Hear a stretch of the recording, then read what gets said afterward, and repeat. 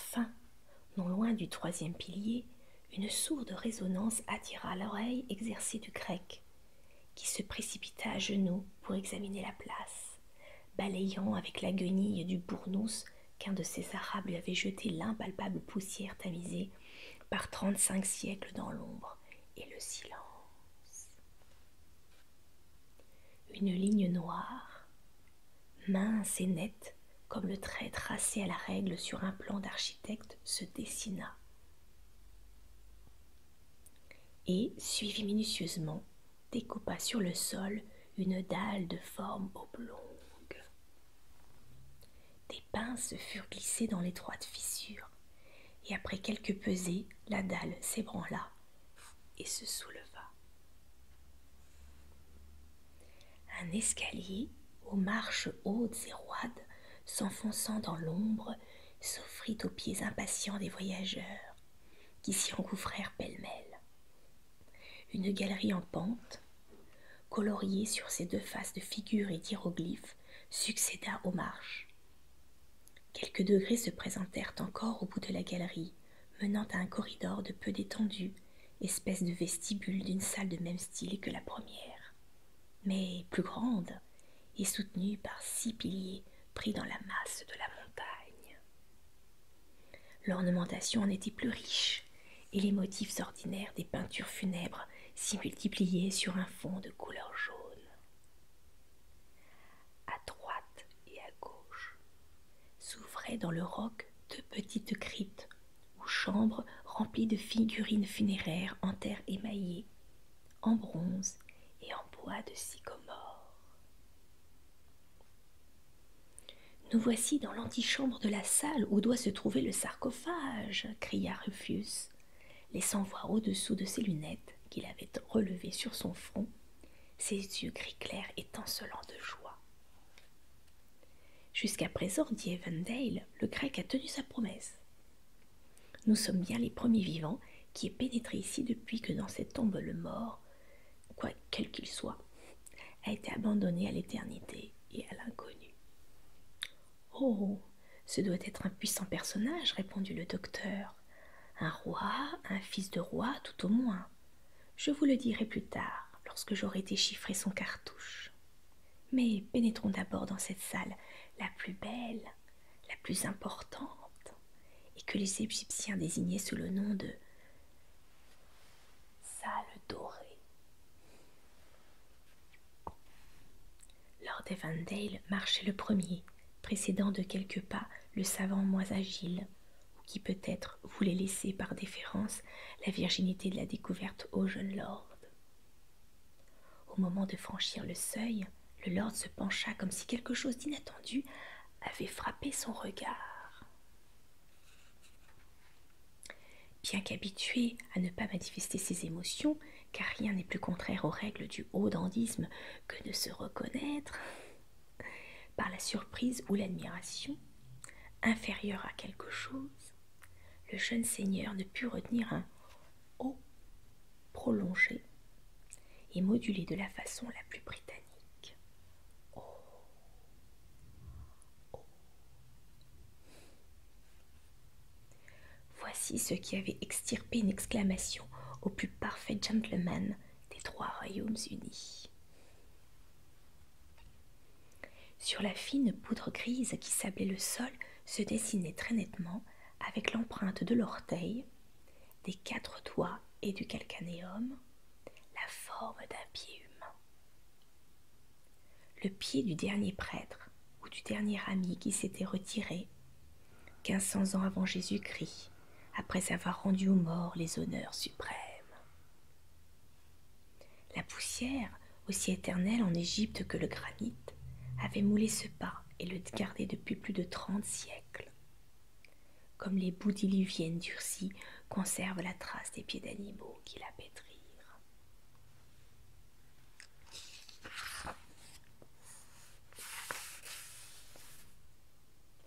Poussés par la curiosité qui ne leur permettait pas de longues réflexions, le lord et le docteur pénétrèrent dans la salle, prenant garde toutefois d'effacer la miraculeuse empreinte. En y entrant, l'impassible Evandale éprouva une impression singulière. Il lui sembla, d'après l'expression de Shakespeare, que la roue du temps était sortie de son ornière. La notion de la vie moderne s'effaça devant lui.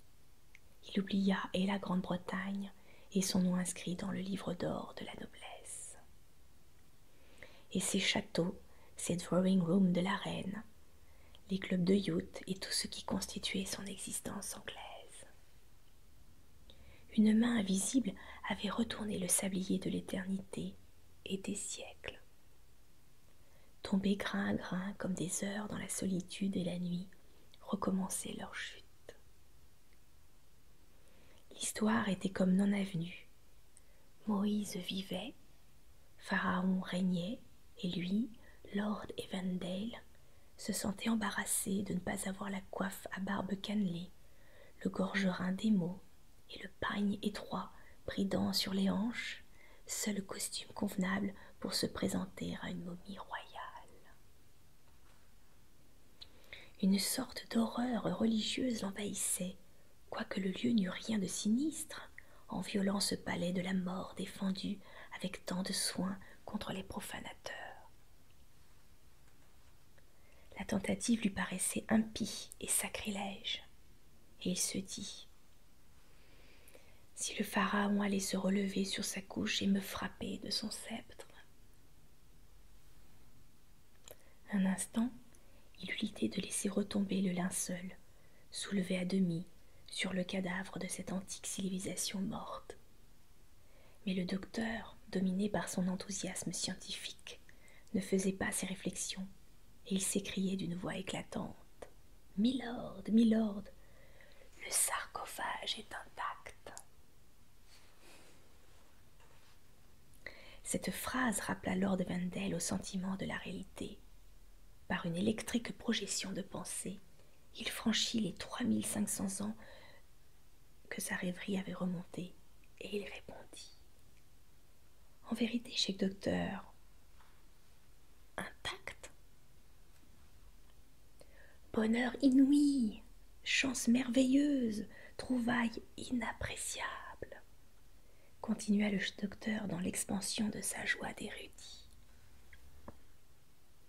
Argyropoulos, voyant l'enthousiasme du docteur, eut un remords, le seul qu'il put éprouver du reste, le remords de n'avoir demandé que 25 000 francs. J'ai été naïf, se dit-il à lui-même. Cela ne m'arrivera plus. Ce milord m'a volé. Et il se promit bien de se corriger à l'avenir. Pour faire jouir les étrangers de la beauté du coup d'œil, les fellahs avaient allumé toutes leurs torches. Le spectacle était en effet étrange et magnifique. Les galeries et les salles qui conduisent à la salle du sarcophage ont des plafonds plats et ne dépassent pas une hauteur de 10 pieds environ. Mais le sanctuaire où aboutissent ces étals a de tout autres proportions. Lord Evandale et Rumphius restèrent stupéfiés d'admiration, quoiqu'ils fussent déjà familiarisés avec les splendeurs funèbres de l'art égyptien. Illuminée ainsi, la salle dorée flamboyant, et pour la première fois peut-être, les couleurs de ces peintures éclatèrent dans tout leur jour.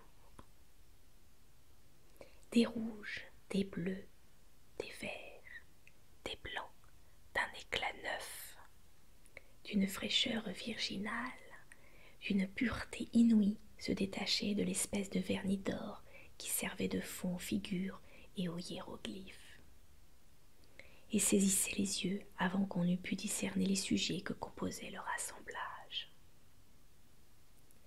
Au premier abord, on eût dit une immense tapisserie de l'étoffe la plus riche.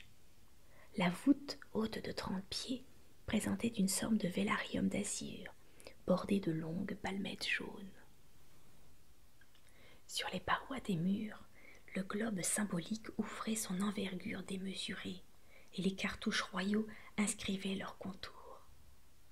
Plus loin, Isis et Nephthys secouaient leurs bras frangés de plumes comme des ailerons.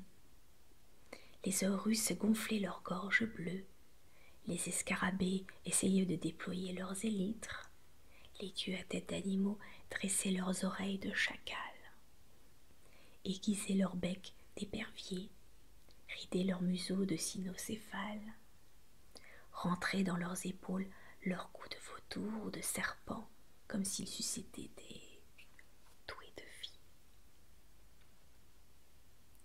Des barils mystiques passaient sur leurs traîneaux, traînés par des figures aux poses compassées, aux gestes anguleux, ou flottaient sur les eaux ondulées symétriquement, conduites par des rameurs demi-nus. Des pleureuses agenouillées et la main placée en signe de deuil, sur leur chevelure bleue, se retournaient vers les catafalques, tandis que des prêtres à tête rase, une peau de léopard sur l'épaule, brûlaient des parfums sous le nez des morts divinisés, au bout d'une spatule terminée par une main soutenant une petite coupe. D'autres personnages offraient au génie funéraire des lotus en fleurs ou en boutons, des plantes bulbeuses, des volatiles, des quartiers d'antilopes et des buires de liqueur. Des justices acéphales amenaient des âmes devant les Orisiris aux bras pris dans un contour inflexible, comme dans une camisole de force qu'assistaient les 42 juges de l'Amantie, accroupis sur 2 fils et portant sur leurs têtes empruntées à tous les règnes de la zoologie une plume d'autruche en équilibre. Toutes ces figurations, cernées d'un trait creusé dans le calcaire et bariolées des couleurs les plus vives, avaient cette vie immobile, ce mouvement figé, cette intensité mystérieuse de l'art égyptien, contrarié par la règle sacerdotale et qui ressemble à un homme bâillonné tâchant de faire comprendre son secret.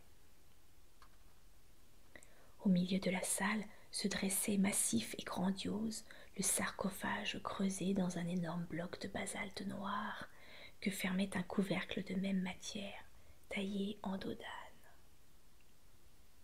Les 4 faces du monolithe funèbre étaient couvertes de personnages et d'hiéroglyphes aussi précisément gravés que l'intaille d'une bague en pierre fine, quoique les Égyptiens ne connussent pas le fer et que le basalte est un grain réfractaire à émousser les aciers les plus durs.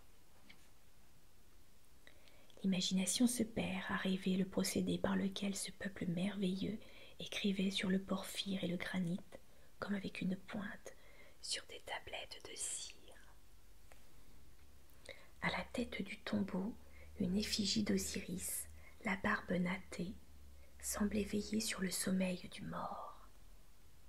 2 statues de femmes coloriées se dressaient à droite et à gauche de la tombe, soutenant d'une main sur leur tête une boîte carrée, et de l'autre, appuyée à leur flanc, un vase à libation. L'une était vêtue d'un simple jupon blanc, collant sur les hanches et suspendu par des bretelles croisées. L'autre, plus richement habillée, s'emboîtait dans une espèce de fourreau étroit, papelonné d'écailles successivement rouges et vertes. À côté de la première, l'on voyait 3 jarres primitivement remplies d'eau du Nil, qui en s'évaporant n'avait laissé que son limon et un plat contenant une pâte alimentaire desséchée. À côté de la seconde, 2 petits navires, pareils à ces modèles de vaisseaux qu'on fabrique dans les ports de mer, rappelaient avec exactitude celui-ci, les moindres détails des barques destinées à transporter les corps de Diospolis au Mémomnia. Celui-là, la nef symbolique qui fait passer l'âme aux régions de l'Occident. Rien n'était oublié, ni les mâts, ni le gouvernail, composé d'un long aviron, ni le pilote, ni les rameurs, ni la momie entourée de pleureuses et couchée sous le naos sur un lit à pattes de lion, ni les figures allégoriques des divinités funèbres accomplissant leurs fonctions sacrées.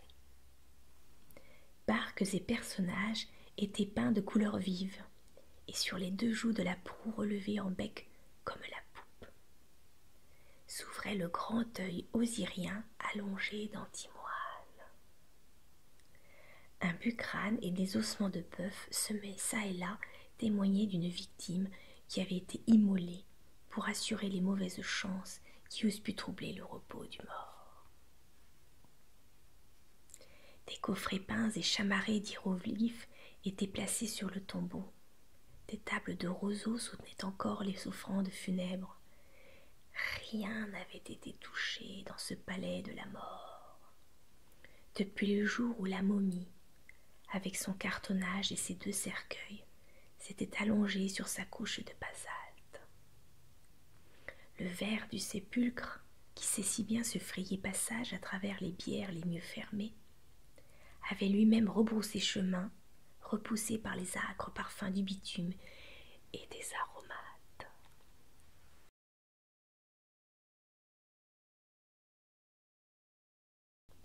Faut-il ouvrir le sarcophage dit Argyropoulos après avoir laissé à Lord Evandale et à Rumphius le temps d'admirer les splendeurs de la sole dorée. Certainement, répondit le jeune lord, mais prenez garde d'écorner les bords du couvercle en introduisant vos leviers dans la jointure, car je veux enlever ce tombeau et en faire présent au British Museum. Toute la troupe réunit ses efforts pour déplacer le monolithe. Des coins de bois furent enfoncés avec précaution et au bout de quelques minutes de travail, l'énorme pierre se déplaça et glissa sur les tasseaux préparés pour la recevoir. Le sarcophage ouvert laissa voir le premier cercueil hermétiquement fermé. C'était un coffre orné de peintures et de dorures, représentant une espèce de naos avec des dessins symétriques, des losanges, des quadrilles, des courettes, des palmettes et des lignes d'hiéroglyphes. On fit sauter le couvercle et Rumphius, qui se penchait sur le sarcophage, poussa un cri de surprise lorsqu'il découvrit le contenu du cercueil.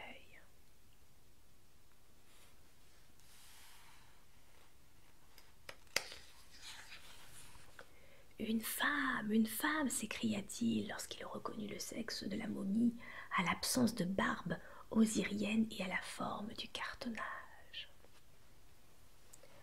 Le grec aussi parut étonné. Sa vieille expérience de fouille le permettait à même de comprendre tout ce qu'une pareille trouvaille avait d'insolite.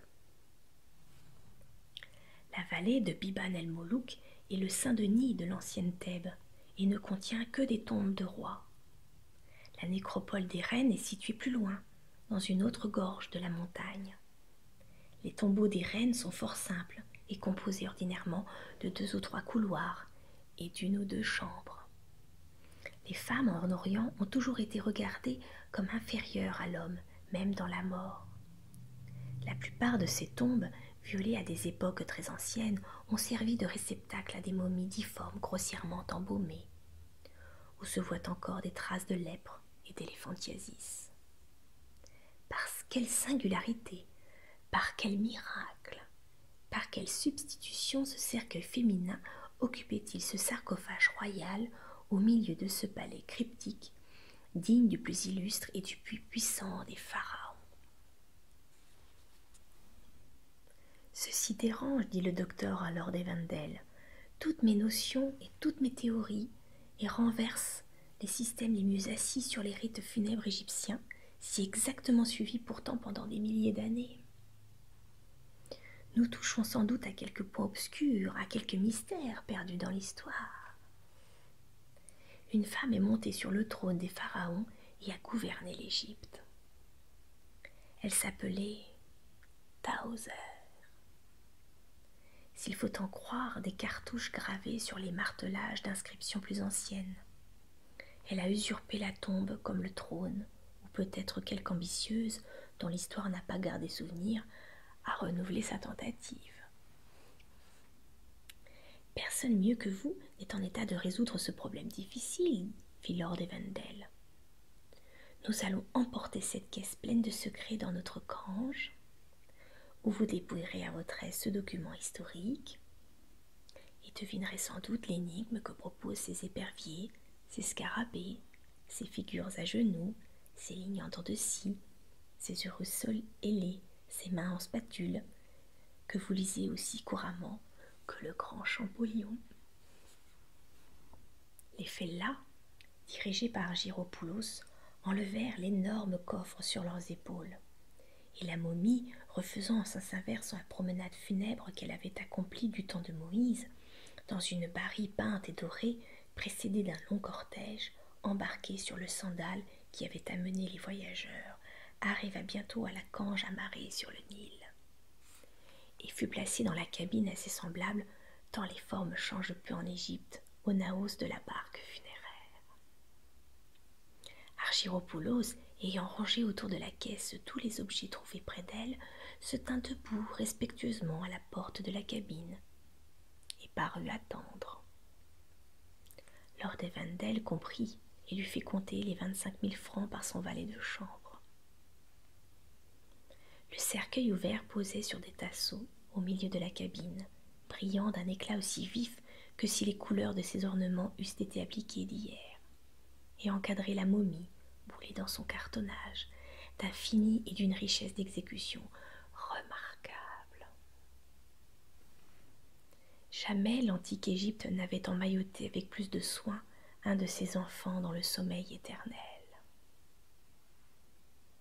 Quoiqu'aucune forme ne fût indiquée dans cette hermès funèbre, terminée en gaine, d'où se détachaient seules les épaules et la tête, on devinait vaguement un corps jeune et gracieux sous ces enveloppes épaissies. Le masque doré, avec ses longs yeux cernés de noir et avivés d'émail, son nez aux ailes délicatement coupées, ses pommettes arrondies, ses lèvres épanouies et souriant de cet indescriptible sourire de sphinx. Son menton, d'une courbe un peu courte, mais d'une finesse extrême de contour, offrait le plus pur type de l'idéal égyptien, et accusait par 1000 petits détails caractéristiques que l'art n'invente pas la physionomie individuelle d'un portrait. Une multitude de fines nattes, tressées en cordelettes et séparées par des bandeaux, retombaient de chaque côté du masque, en masses opulentes. Une tige de lotus, partant de la nuque, s'arrondissait au-dessus de la tête et venait ouvrir son calice d'azur sur l'or mat du front, et compléter, avec le cône funéraire, cette coiffure aussi riche qu'élégante.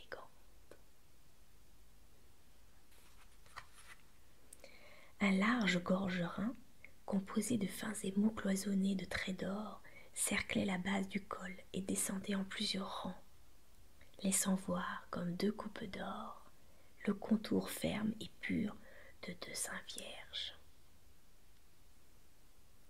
Sur la poitrine, l'oiseau sacré à la tête de bélier, portant entre ses cornes vertes le cercle rouge du soleil occidental et soutenu par deux serpents coiffés du pschent qui gonflaient leurs poches, dessinait sa configuration monstrueuse pleine de sens symboliques. Plus bas, dans les espaces laissés libres par les zones transversales et rayés de vives couleurs représentant les bandelettes, l'épervier de frais couronné du globe, l'envergure éployée, le corps imbriqué de plumes symétriques et la queue épanouie en éventail tenait entre chacune de ses serres le tau mystérieux, emblème d'immortalité.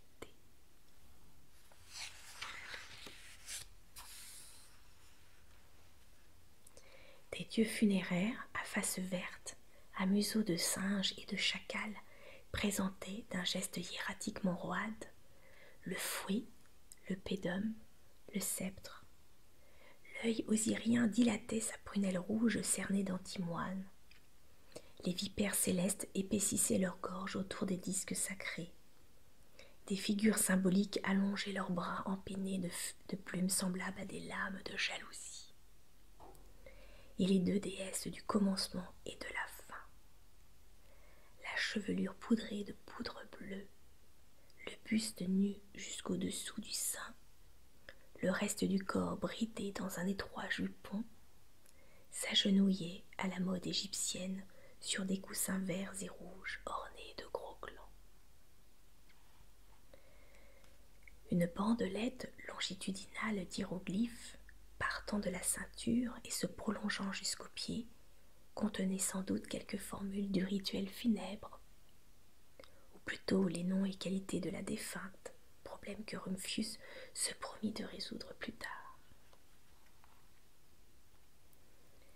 Toutes les peintures, par le style du dessin, la hardiesse du trait, l'éclat de la couleur, dénotaient de la façon la plus évidente, pour un œil exercé, la plus belle période de l'art égyptien. Lorsque le lord et le savant eurent assez contemplé cette première enveloppe, ils tirèrent le cartonnage de sa boîte et le dressèrent contre une paroi de la cabine. C'était un spectacle étrange que ce maillot funèbre à masque doré, se tenant debout comme un sceptre matériel et reprenant une fausse attitude de vie, après avoir gardé si longtemps la pose horizontale de la mort sur un lit de basalte, au cœur d'une montagne éventrée par une curiosité impie. L'âme de la défunte, qui comptait sur l'éternel repos et qui avait pris tant de soin pour préserver sa dépouille de toute violation, dut s'en émouvoir. Au-delà des mondes, dans le cercle de ses voyages et de ses métamorphoses.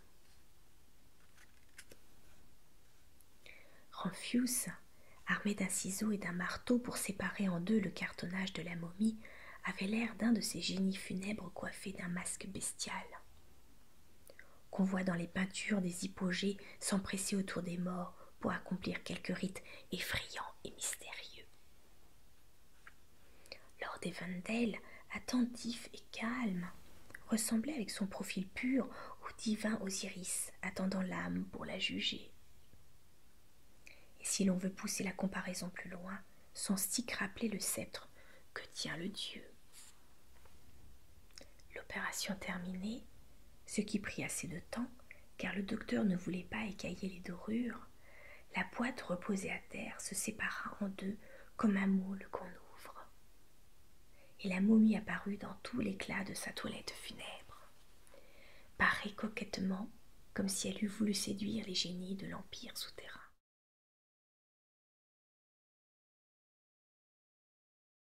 À l'ouverture du cartonnage, une vague et délicieuse odeur d'aromates, de liqueur de cèdre, de poudre de santal, de myrrhe et de cinnamome se répandit par la cabine de la cange, car le corps n'avait pas été englué et durci dans ce bitume noir qui pétrifie les cadavres vulgaires.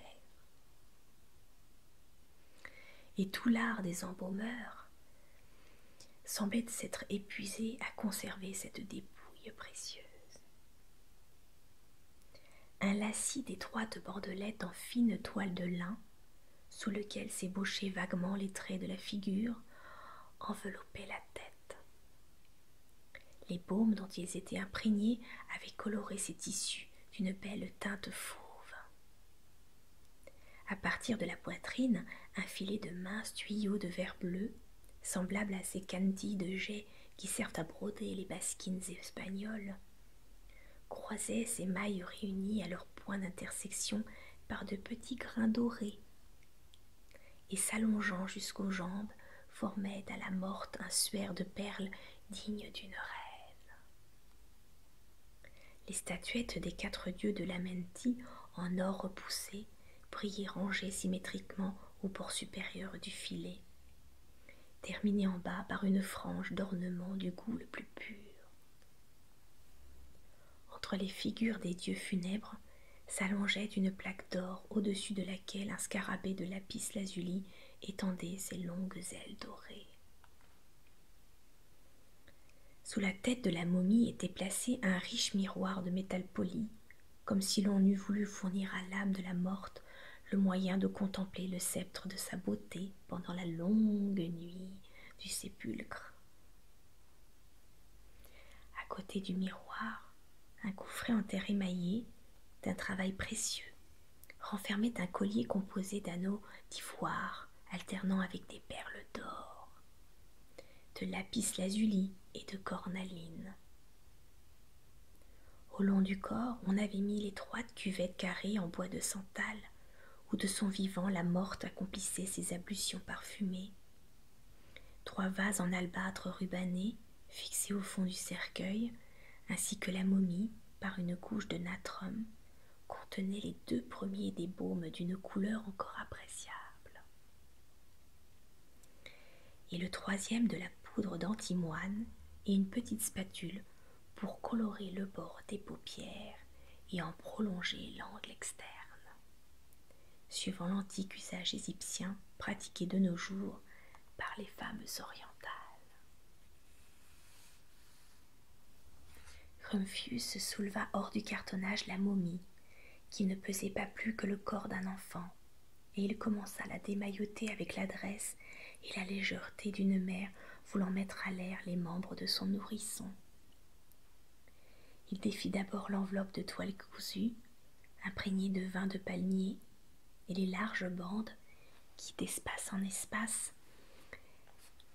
cerclaient le corps. Puis il atteignit l'extrémité d'une bandelette mince, enroulant ses spirales infinies autour des membres de la jeune égyptienne. À mesure que son travail avançait, la momie, dégagée de ses épaisseurs, comme la statue qu'un praticien dégrossit dans un bloc de marbre, apparaissait plus svelte et plus pure. Cette bandelette déroulée, une autre se présenta, plus étroite et destinée à serrer les formes de plus près. Elle était d'une toile si fine, d'une trame si égale, qu'elle eût pu soutenir la comparaison avec le batiste et la mousseline de nos jours. Elle suivait exactement les contours, emprisonnant les doigts des mains et des pieds, moulant comme un masque les traits de la figure déjà presque visible à travers son mince tissu. Les baumes dans lesquels on l'avait baignée l'avaient comme empesée, et en se détachant sous l'attraction des doigts du docteur, elle faisait un petit bruit sec, comme celui du papier qu'on froisse ou qu'on déchire.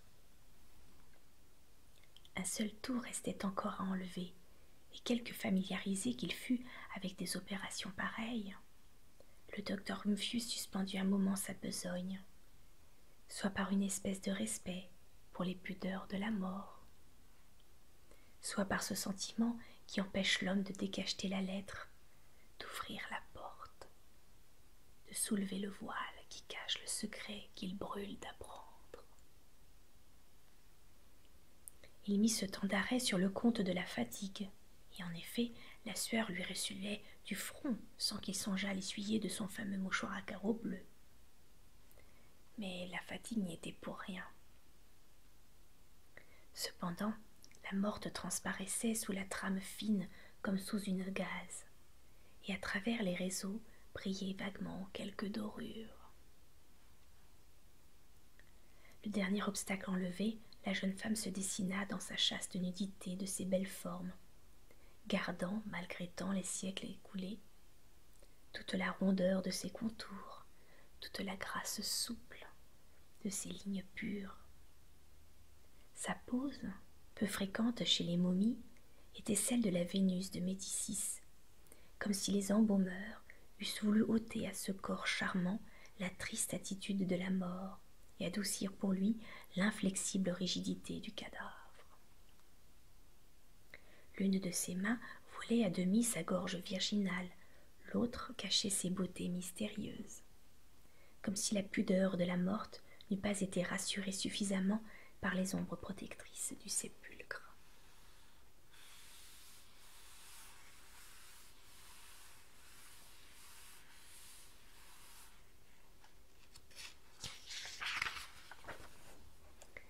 Un cri d'admiration jaillit en même temps des lèvres de Rumphius et d'Evandel à la vue de cette merveille.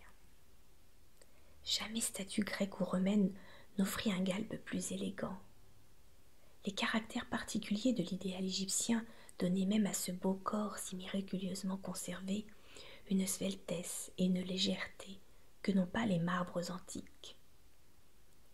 L'exiguïté des mains fuselées, la distinction des pieds étroits, aux doigts terminés par des ongles brillants comme l'agate, la finesse de la taille, la coupe du sein, petit et retroussé comme la pointe d'un tatapeb sous la feuille d'or qui l'enveloppait, le contour peu sorti de la hanche, la rondeur de la cuisse, la jambe un peu longue aux malléoles délicatement modelées, rappelaient la grâce élancée des musiciennes et des danseuses représentées sur les fresques figurant des repas funèbres dans les hypogées de Thèbes.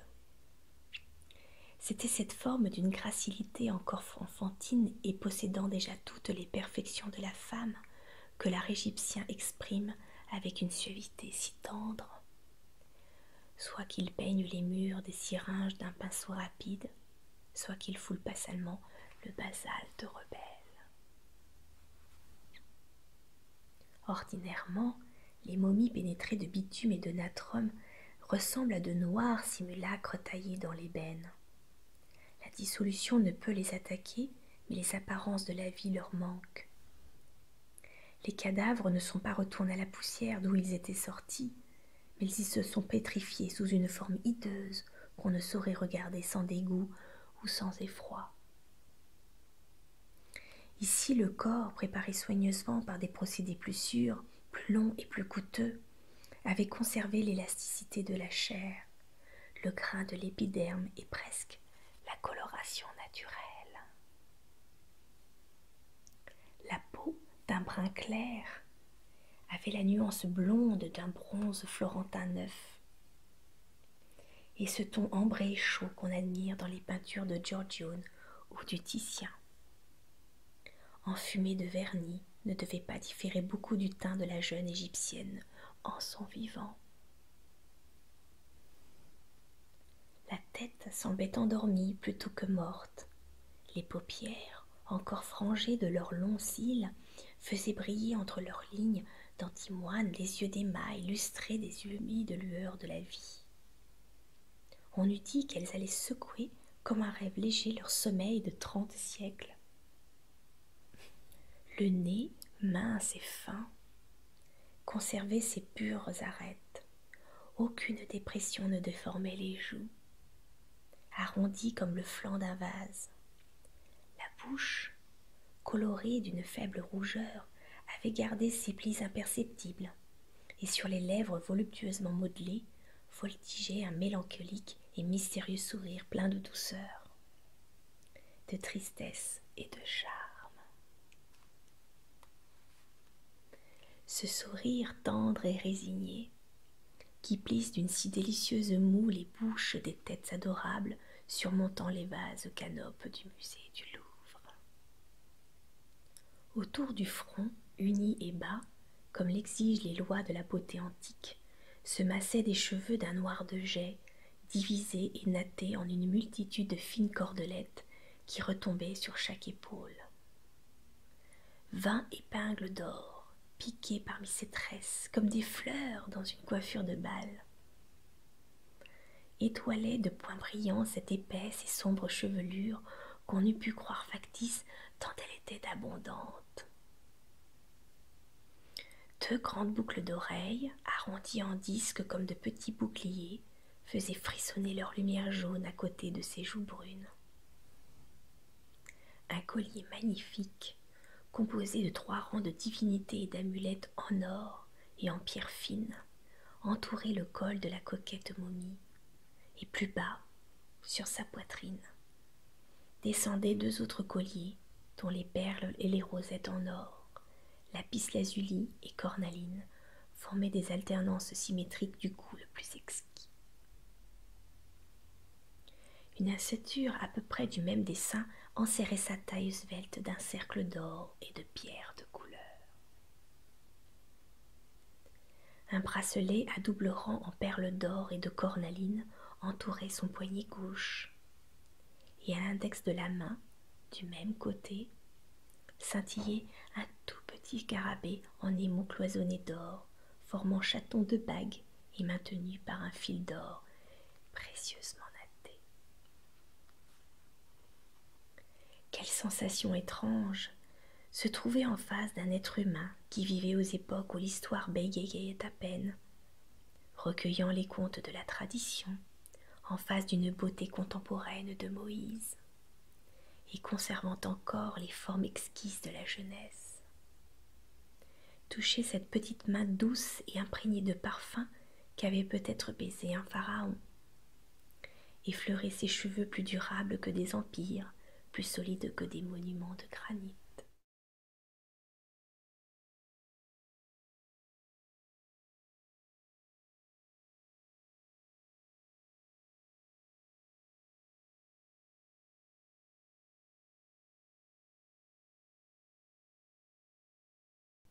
À l'aspect de la belle morte, le jeune lord éprouva ce désir rétrospectif qu'inspire souvent la vue d'un marbre ou d'un tableau représentant une femme du temps passé, célèbre par ses charmes. Il lui sembla qu'il aurait aimé, s'il eût vécu 3500 ans plus tôt, cette beauté que le néant n'avait pas voulu détruire, et sa pensée sympathique arriva peut-être à la main qui errait autour de sa dépouille profanée.